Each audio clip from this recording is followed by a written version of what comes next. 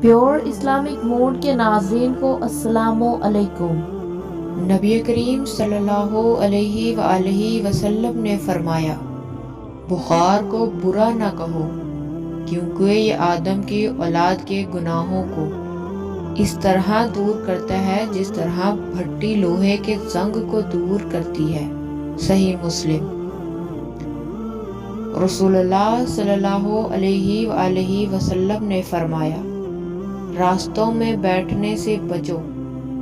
صحابہ نے عرض کیا کہ ہم تو وہاں بیٹھنے پر مجبور ہیں، وہی ہمارے بیٹھنے کی جگہ ہوتی ہے جہاں ہم باتیں کرتے ہیں۔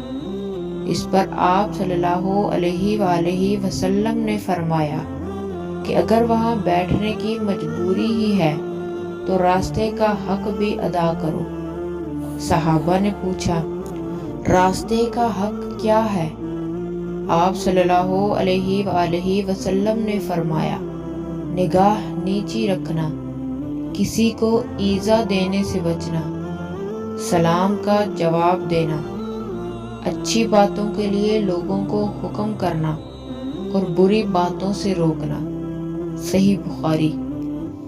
نبی کریم صلی اللہ علیہ وآلہ وسلم نے فرمایا، مجھے دوزخ دکھلائی گئی تو اس میں زیادہ تر عورتیں تھیں جو کفر کرتی ہیں۔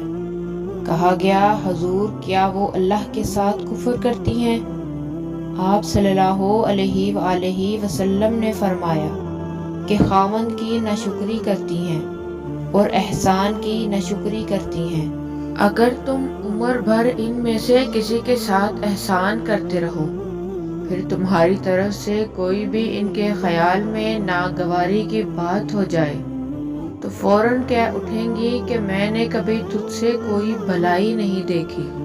صحیح بخاری۔